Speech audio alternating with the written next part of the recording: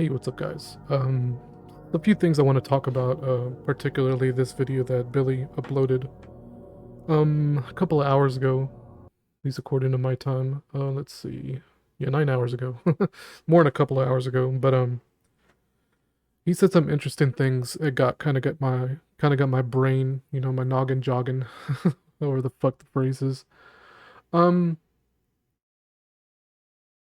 sure why my camera's so blurry. What is that? Let's see. There it goes. Um. He said a lot of interesting things in this, particularly the kind of the parts about, um, well, mainly his situation just reminded me of like statistics I was once looking up about. I don't remember the source, okay, so I just asked ChatGPT to kind of break it down for me, um, about the statistics about how close people live to their families or to their mothers in particular, but I just put families just to make it easier, right? I actually did put mother. I'm surprised it put it down there. So I'd mentioned here, close all this. I'd mentioned here a lot of people are stuck in the social network they are in, so it's understandable. I never got the impression you were codependent on an emotional level with your family. Your situation seems more of a mutual understanding, which is a good thing. And I know you explained yourself pretty well with that, Billy. Um, I never got the impression, like I say in my comment, like I never got the impression that you were codependent in a way on an emotional level, like a lot of guys are. And that's what I mean whenever I talk about, like I explained in this comment, like whenever I talk about um that codependency detachment, I'm more talking about the spiritual codependence, the emotional psychological dependence rather than the physical. Although disassociating physically is sometimes, most times than not, a really good idea. But um, what, like you and I have a social relationship, right? So I understand your situation. So I'm not that I would judge you anyway or really judge anybody's situation because everybody's different. Like, but so whenever I talk about these things, and I don't think you're specifically aiming this at me. Supposedly you're talking about this preacher guy because I very rarely talk about God in that way where it's um like you need to separate from your family and be with God or some bullshit. Like I never speak in these preachy ways that you were kind of insinuating this other person did. So for a second there, I'm not gonna lie, for like a split second there, I was like, is he talking about me? I didn't really think so, but it's just kind of funny in that way. All right. Pause the video, get a shirt on because I realized I was just wearing a muscle shirt. And I don't really like wearing just a muscle shirt on camera. Not that I'm embarrassed or anything, but I just think it's kind of trashy. So I got my Top Gun shirt on. I have another plain white shirt that I wear sometimes, but it's in the laundry, so it's whatever. So to get back into it, I'm just gonna read off my comment. I replied to Glaive as well. It seems like she's subbed to you. I'd consider her, yeah, I'd consider her a friend. She makes comments all the time on bad videos. Hey Max, Max scared me for a second. I forgot he was in here. Hey buddy, what you doing, dude? My little guy. He's my best buddy. Why are you interrupting, man? At that particular moment. Let's see if I can get him in the shot. Doubt it. Yeah, there he is. Cute little dude. Let's see here. Yeah. Cat intermission. We'll get into it. We'll get back into it. There you go. He's my best buddy. My best friend. Hey, guy. Yeah. He's my best buddy. My Max. So anyway, let's get back into this. Whoopsie. There we go. Um, so Glaive, yeah, she's a subscriber of mine. I think she probably found Billy through me more than likely. So it's kind of cool to see her. Pretty cool to see her making comments on Billy's videos as well. Trying to network, right?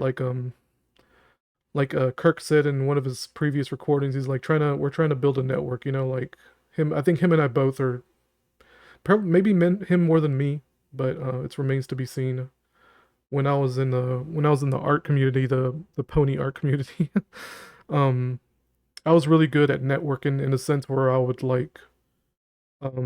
be the first to like speak up, if that makes sense, to make it bigger.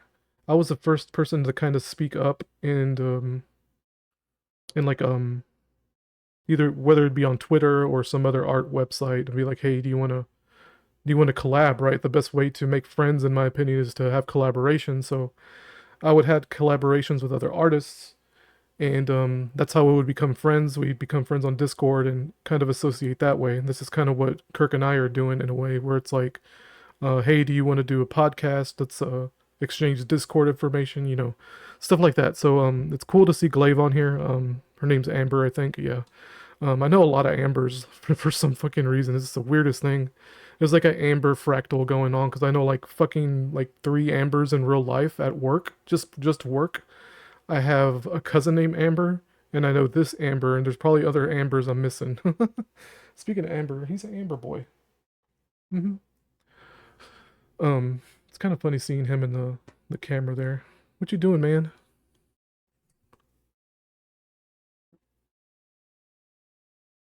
Check if I'm still recording. So let's get back into this comment. So, reading on, the vast majority of adults in the United States live within 30 minutes of their mothers. This is something I researched for a while. My wife follows one of her former high school friends on Facebook, and she has a daughter who is about to graduate high school, the way I put it. The daughter is talking about moving to another state so that she can go to college, and the crazy mother is considered buying land in the state just so she can follow her around. Absolutely batshit insane behavior. That story is shockingly common. Um, nothing much to say about that. I mean, um, listening to Jesse Lee Peterson, his radio show. I want to kind of get back into his radio show only because the crazy, fucking crazy callers that he gets.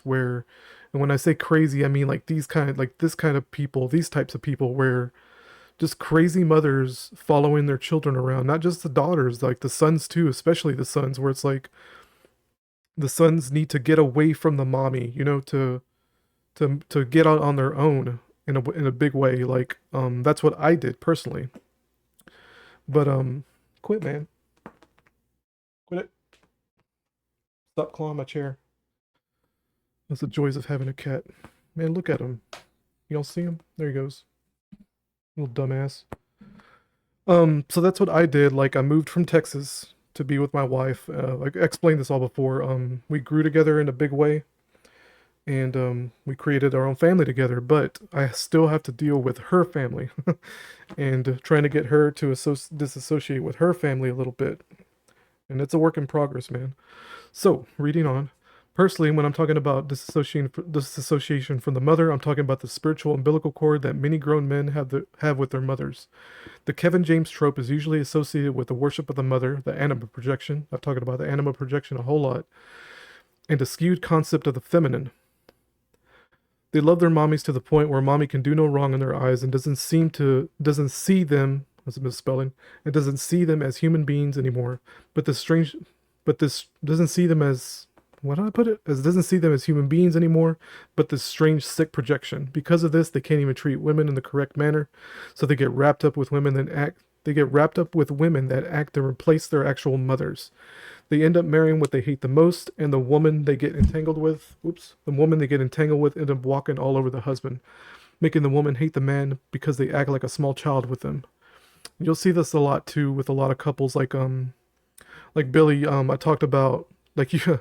It's funny because you notice the thing where um the man follows the woman around. You go to the store, wherever. You can witness this anywhere, man, where the man is very obviously stuck on his wife as if she's the mother rather than a wife. Like he's the husband, she's the wife. Instead, he's the little boy with his mommy. But you know all that, right? But you're noticing that. So um I want you to pay attention. Like, do me a favor and pay attention to this as well, where it seems like there seems to be a hatred for the husband because they act like small children. You'll see this with couples. It doesn't really matter if they're married or not, but especially if they're married and the husband acts like a weak little bitch, you're gonna see this happen a lot where the wife resents the husband because of the way they act, because they're not taking charge, right? They're not putting them in their place, so to speak. Back. Let me crop this again. Here we go. That'll do. Um, yeah, I think I made my point with that. So reading on. When I was spiritually, psychologically separated from my mother, I could have a healthy outlook on the anima, which is women. But it started but it started with being physically separated from her. They're not mutually equal, okay? One or the other can happen, more or less. Being physically separated from her also helped. She used my brother and spit him out. He died a 46-year-old man still living with his mommy. That could have been my fate. Scary. Yep. That's horrifying, man.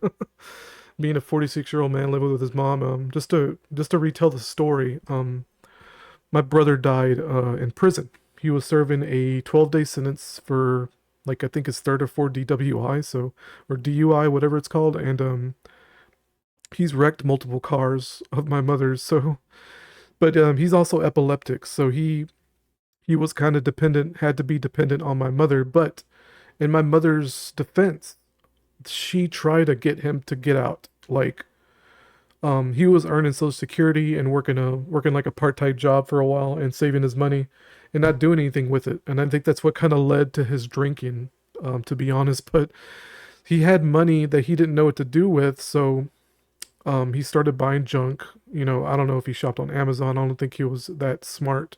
I don't think he was smart enough to use the internet in that way. But because he's taking so many bumps to the head that over time, being in his 40s, mid 40s, like it just took the toll from his IQ. Because like I remember my brother when he was in his 20s, I was like what, probably 13. I was a teenager, and he was pretty, like he wasn't smart or anything. He's never been a smart person, but he was at least talkative and kind of could talk about things and be social. And as time went on, as the decades and all of that went on, it's like that just slowly went away because he was just kind of a shell of a person after a while. And he would just like they would go to pawn shops, and this is what my mother told me. They would go to pawn shops. He would just buy junk and just kind of junk up her house. I mean, when my mother died, like 5 years later, how long was it? 3 years? Yeah, 3 years later. He died in 2016. She died 2020. So 4 years later, she died. Um, and they were codependent on each other. She was really codependent on him.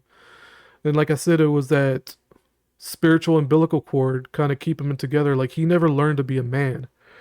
And like I said, in my mother's defense, she did try to push him out of the bird's nest by saying, like kind of like egging him on to save money, buy a single wide trailer.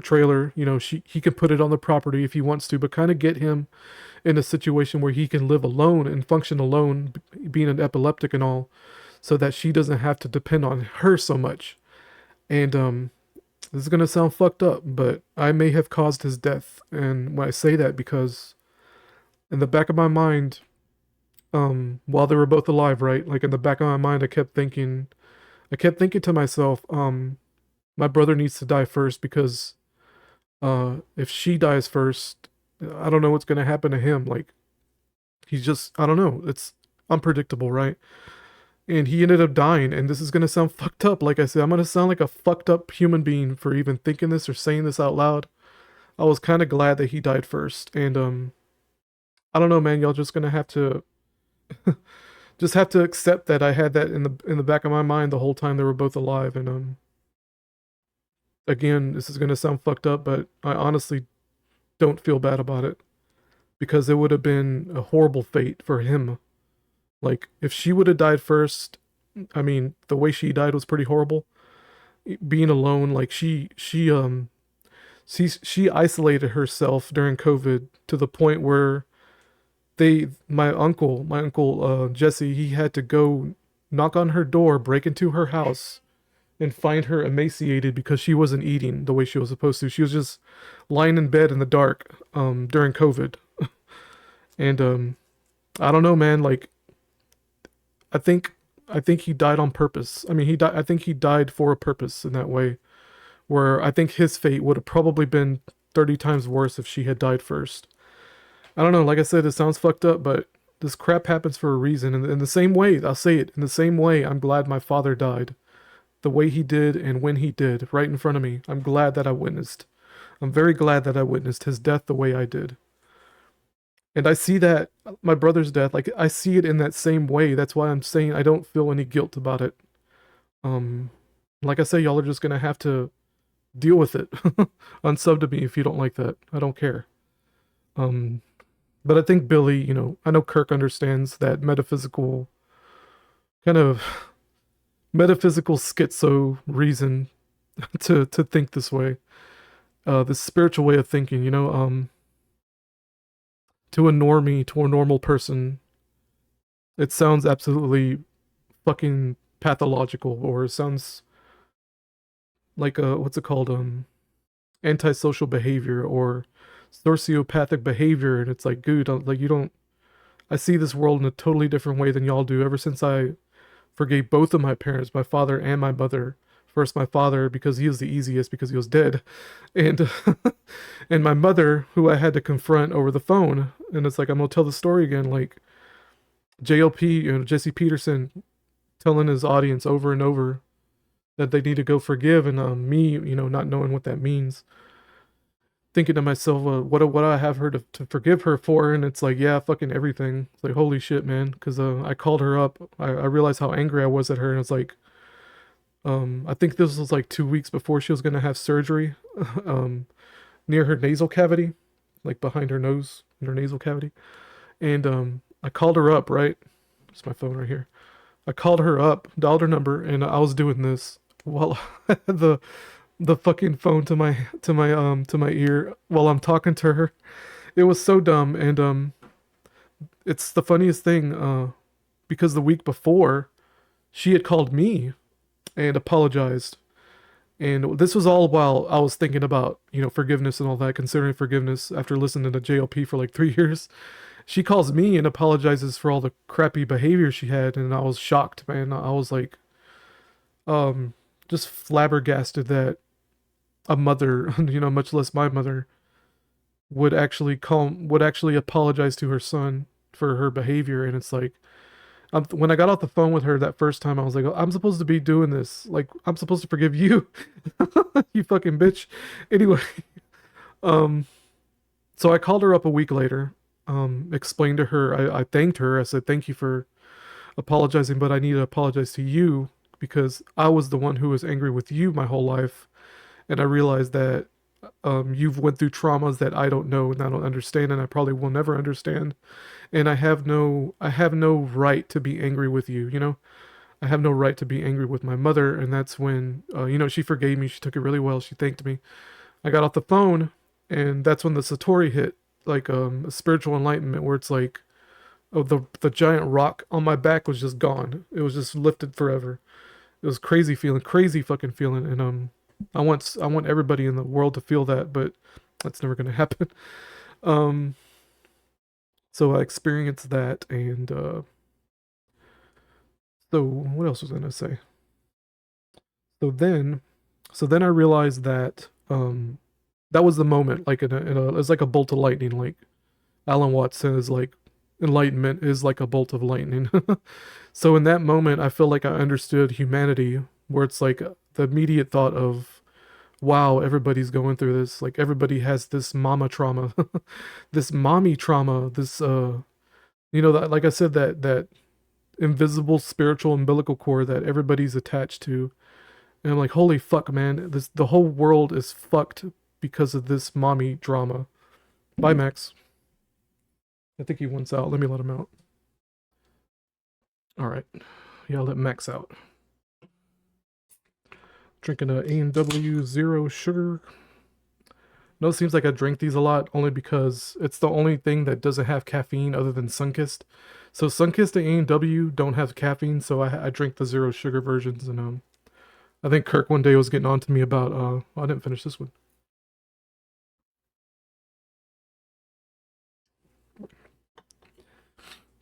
Well, he wasn't fussing at me, but he was bringing it up that um this processed shit probably isn't good for me. And well, yeah.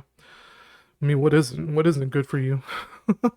But yeah, I get his point. I mean, I'm just fucking around. Yeah, but I appreciate, you know, him mentioning that because I do think about it every time I open one of these now. Fucking brain, what's it called? Like a brain parasite. Um, Amber said, 4 minutes and I need to hear this. Such a standstill in my life, and I left literally zero social circles anymore. I'm not sure what to do. I feel like you're going to do wonderful things. I really deeply, truly feel every word you are saying. I'm so tired of hearing the same shit too. I'm not even fully through this video and I feel you truly. Thanks for sharing this. I don't feel so alone. Sorry for my rambling. Yeah, I mean, I'm not trying to be like one of these people that right away they gotta go, oh, by the way, I'm feeling this way, but yeah, I mean, to say the cheesy shit of I know how Amber feels, well, despite the fact that I have a family, I still feel alone in a sense, and maybe I just need to stop being a baby about it, but truly especially after the Enlightenment, man, there's this proclivity to and I've heard this told over and over again about people who experience this satori or this enlightenment, especially after forgiving their mothers. The few stories I've heard, very rare. It's actually pretty rare, but the confessions that JLP's viewers give them, where they call them up and confess about how they forgave their mothers and they went through this crazy enlightenment, and they all do this. Okay, this is even people like the Buddhist monks and all that do this shit too. The teachers and the all of that, the ones who practice meditation, they have an enlightenment, and they have this proclivity, and I did too, about wanting to spread the word, right? Like spread the gospel, not literally the gospel. You get what I'm saying, but like to tell everybody about, hey, you need to go forgive your mother. I experienced this crazy thing, and everybody just looks at you like you're fucking nuts, right? And that's what happened to me, where it's like I tried to talk about this with people, right? I tried to talk about this with people, and I got rejected, and I got rejected really hard, and it's confusing, man. It's confusing because it's like the key is like it's so easy. Like the key's there, man. Like forgiveness. Um, Forgiveness is going to be one of the hardest things you've ever done. Billy and Kirk. I mean, I don't know if Kirk has. Kirk said he has, but I know he hasn't done. I don't know if he's done it like in person. He'd be the one to have to tell me. I guess I'll ask him tomorrow when he wakes up. But Billy, at the risk of pissing you off, I guess. I mean, just go. I want you to go and forgive your mother, and then you're gonna ask me like, the hell do I have to forgive her for? And it's like, dude, everything. It's like you've told me about your mom. It's like she's nutso, just like every mother is, right? Like I'm not trying to like beef with you or cause any friction between us. Because a lot of people get pissed off when I say things like this, and I don't know, it's such a visceral thing, right? Forgiving your mother, like, because that fear takes over, and I understand what that is. Like, understand what it feels like because I've had someone. It was actually that black preacher lady I talked about once, where she told me that I need to forgive my mom. This was years ago, and of course I didn't understand it then, which is fine. But more than likely, I had a visceral reaction to it, where it's like, what the hell do I need to forgive her for? Well, like I know it all. But I don't know, man. It's like you're the person living your life, so you know your mother the best. If you truly think you don't have anything to forgive her for, then don't worry about it. Like when I talk about this shit, I hope you don't take it personally. I'm not talking about you specifically because everybody on the fucking planet does this. So because I know how that feels. I know how it feels to be afraid of the mother because it's pathological, right? You came out of her body, and the first thing you got to do, the first thing you deal with is this fucking bitch. You know what I'm saying? Like everybody goes through that. Every single person on the planet, the first crazy thing they got to deal with is their fucking crazy mother. And that's humanity, man. That's the history of humanity. It's fucking crazy. History of humanity. I'm gonna cover up my OBS screen because I keep looking at it. There, there. Done. So I'll quit looking at that shit. Um, I don't know, man. That's everybody. So All right. But these are things I've said before. Um, might have even pissed you off for all I know. But I don't know. I think Billy gets me now. I hope so anyway. Um, I'm not like one of these people in his chat room, right? Like talking shit or whatever. Like that is pussy shit. Because if it was you and I like talking face to face, I'd be saying the same thing, probably in the same manner. Like you know, I'm not afraid to talk to people about these things. I'm really not. I'll be the first to start blabbering on about it. And it sounds like crazy talk. Even the people who like for instance, okay, Matt McKinley's viewers, right? If Matt were to start talking about the mom or start talking about the blood relatives, and he kind of does already, right? I think maybe I've inspired him a little bit in that way or encouraged him to talk more about blood relations.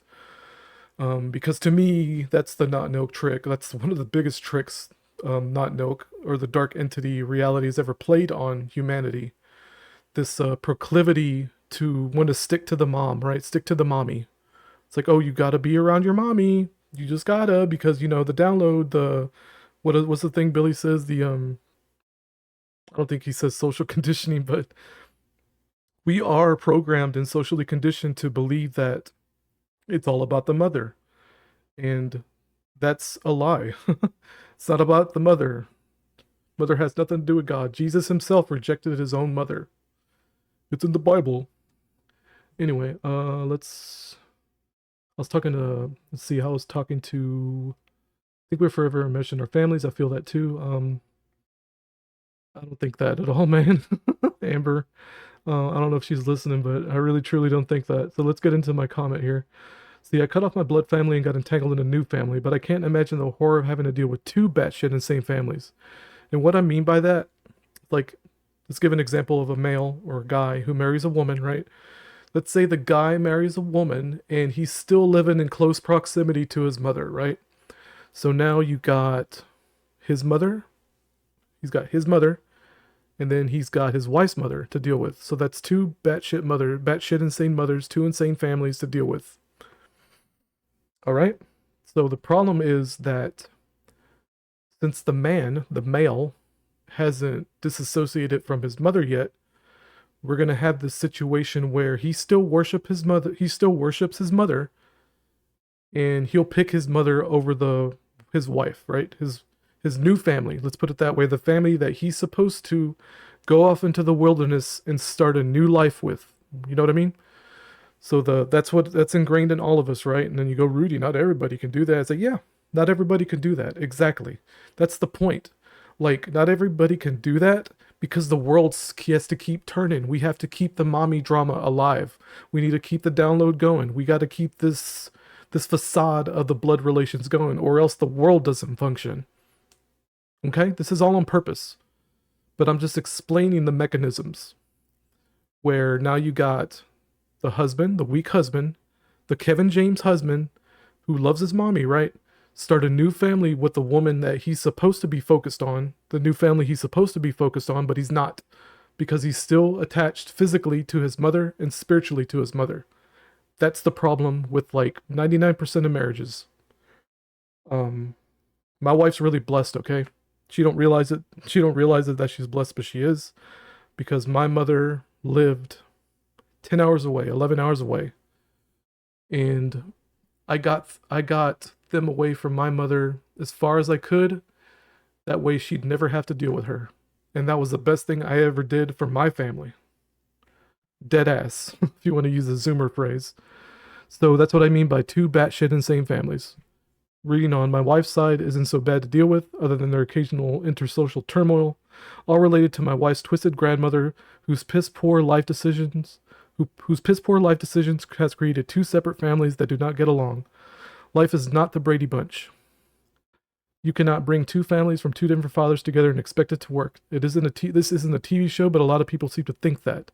Even my wife's idiotic blood relatives think that. I don't know, man. This Brady Bunch thing, this Brady Bunch fucking fractal of how the world works now, especially the modern world, because This is more of a modern world problem, and I can't speak for anything past, before the past 80 years or whatever. But Bailey and I have talked about this where it's like the Brady Brunch, the Brady Bunch kind of idea was put out there, was spit out there for a reason in order to get the little dumbasses, switch this over. In order to get the little dumbasses to start thinking that, oh, you can fuck around, fuck around in your 20s. This is my practice husband. This is my practice husband. Now this is my real husband. It's like, that's totally fucking twisted, man. There's one stupid bitch that said that. I gotta find the video. Blah, blah, blah. Let me see. This is stupid blonde cunt. Here we go. In light of recent events, I am going to give my credentials for what I do here on social media. I have high standards for my relationships, both I'm gonna do what these idiots do. They go, I don't know if I can mimic it with their light. romantically and platonically. And these are the kinds of standards that actually matter, not the ones that we hear all about typically on That's what they social do. media. I'm talking about I'm not going to Kirk accept will you if understand you the are joke. a cheater, a liar, or a murderer. Like certain things are not okay. Yeah, murder's whatever.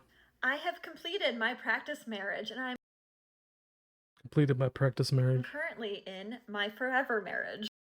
So that's what I mean by Brady Bunch mentality. Why? Oh, I can have a practice marriage. This is my real marriage. What a fucking idiot, man. What stupid fucking women. This woman is so dumb, and she's one of these red pill chicks too. She thinks it's okay to say things like that. Look, keep that to yourself. If you're one of these people, please keep it to yourself. Holy fuck. Let's keep going. I have a doctorate degree in physical therapy, Another red flag. which has nothing to do with what I talk about on social media. You want to know why I say that though? Because if you want to be one of these career women and still have a family, there's going to get to a point where you're sacrificing your family for your little career. And women are not built for that. This is why marriages and families are so separated, because a lot of dumb women, this is a stupid feminist cunt, I can already tell. A lot of dumb women think that they have to have careers. They have to have careers. Blah, blah, blah. But my point in bringing it up is that I didn't grow up wanting to be an influencer. I had a full on career that I had to work for and then worked Who the fuck grows up thinking they want to be an influencer, man? in that career for 10 years, most of the time working two jobs, well, one and a half jobs at a time. I made good money. With my husband, we have successfully blended 3 children and added our 1 year old. Like, Here we go, man. Brady Bunch reality. We successively blended our families. Whoa, dude. a cherry on Fucking top because that's what shut she the is. She fuck is the up. sweetest little girl. That has not come with challenges, okay? It's just that we have not made the entire internet privy to those challenges. I spend 80 to 90% of my day as a wife and as a mom. I doubt it. So I don't really have I don't time believe you. or energy to put on a fake mask. She posts so much on YouTube. I do not believe her for a fucking goddamn second. 2.6 videos. 2.6K videos. 2.600 videos. Popular one? Look at this. She's only been around for a year. She has made almost 3,000 videos in 1 year. You think that she's spending 80 to 90% of her fucking time focused on her husband and family? No. Before I film my videos. I have a really good dad and 2 older brothers that are awesome, and they are dads themselves now. I don't sell Good. courses or give one on one treatment sessions. I never 2,000 have comments. because of multiple reasons. I slide really well, and I Yeah, have, yeah. in light of recent events, I am going to give I my wonder what she's talking credentials about. for what I do here on social media. I have high standards for my relationships, both romantically and platonically. And these are the kinds of standards that actually matter, not the ones that we hear all about typically on social media. I'm talking about Oh I'm yeah, not going she's to not one of those accept you women. if you are a cheater, a liar, or a You know what? That's good enough. The slide. Oh man, you're such a good slider. Some type of Psychologist kissing her ass, kissing her ass. I've left comments before criticizing her. Of course, she doesn't respond. She don't really respond to anything, to be fair. Sadia? Is that her name? Sadia? Sadia? So she's been around for a year. But her, 80 to 90% of her time is used being a mother and a family person. Bull fucking shit. Bullshit. Okay. What was I what was I getting into?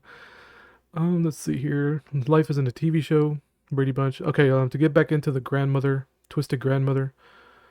So this bitch, not a boomer, not a silent gen. She's actually, I want to say, the greatest generation, the grandmother I'm talking about. So she got entangled with, at a very young age, she got entangled with the dude, got knocked up, found some schmuck, who happens to be my wife's grandfather, some schmuck who took her in and her baby, right? They had a kid, 7 years later. I think they're 7 years apart.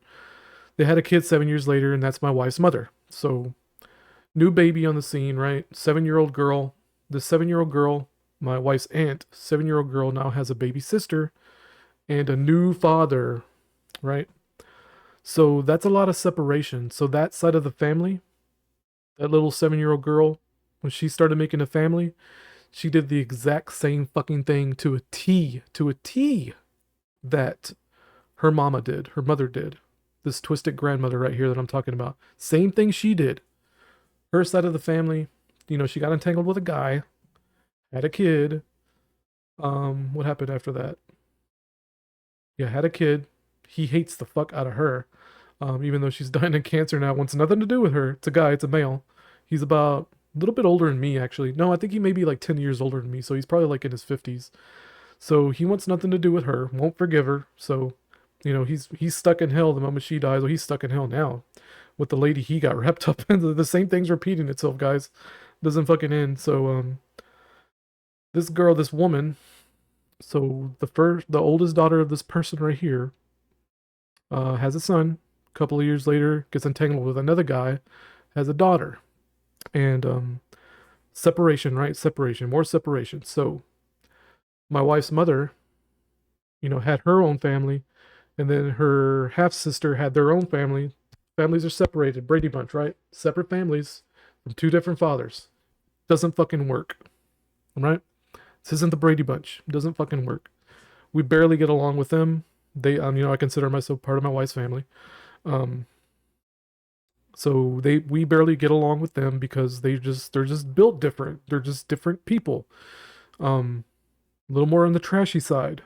And it's funny because my mother-in-law is always like, I don't know why they're so different. Why is my sister just family side of the family just so different? I've explained all this to her. It's because they have separate fathers. It's that simple. So I don't understand what's going on. Fucking dingbats, man. It's so easy. I'm trying to reset this madness. So yeah, to Brady Bunch reality, oh, and to get into it, my wife's cousin, the two cousins that are now their families are separated too, right?